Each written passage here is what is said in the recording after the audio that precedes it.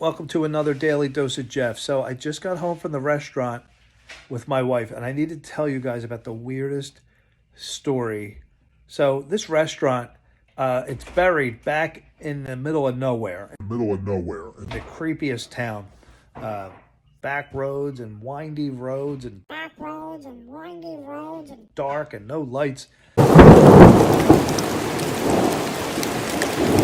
So we're on our way, coming down a hill, and what comes in the middle of the road but a little fat, pudgy corgi.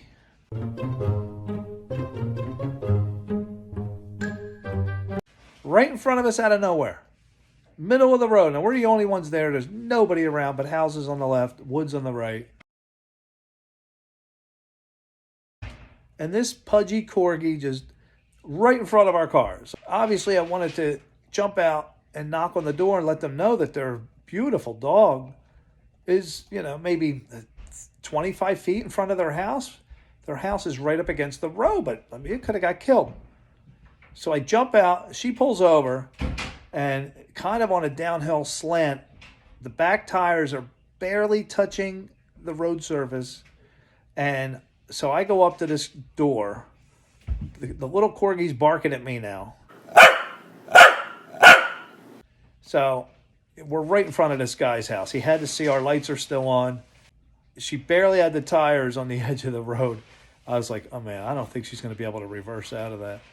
But anyway, so I walk up to this guy's house. Creepiest setting right out of a Friday the 13th video movie.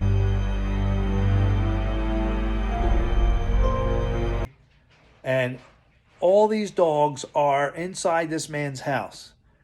And they are big dog, all German shepherds, barking. The windows are all open.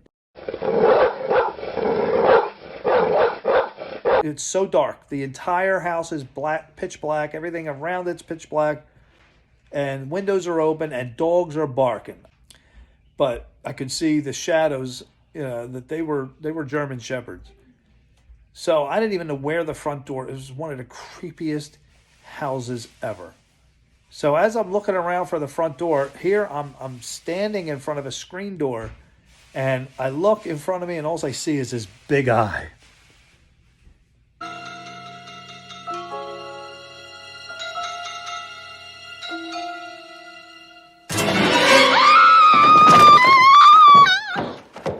But it's dark, so I could barely make it. So it startled me.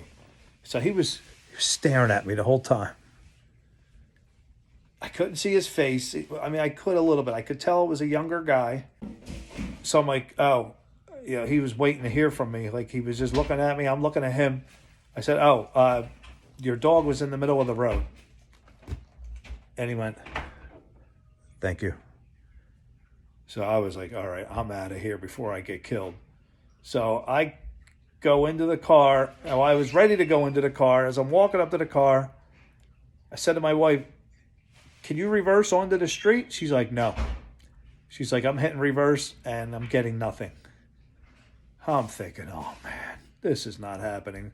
Pitch black house, killer dogs, a maniac inside, one of the creepiest settings you could be, just a great place for a murder to take place. It's all I'm thinking. So I said, all right, as out of shape as I am, I'm going to need to push my Prius. Thank goodness we didn't have the van. If we had the van, we were toast. I said, I'm going to push the Prius with all that I have up a hill. So I got behind the front of the Prius, pushed. I said, hit reverse.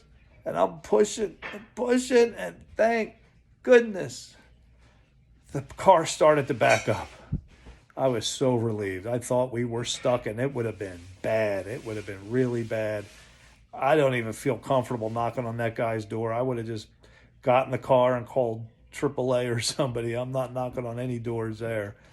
So right at the last second, when the car went backwards, my foot was right on the edge of a big drain pipe, and it slipped down the drain pipe, and my leg got all bruised up.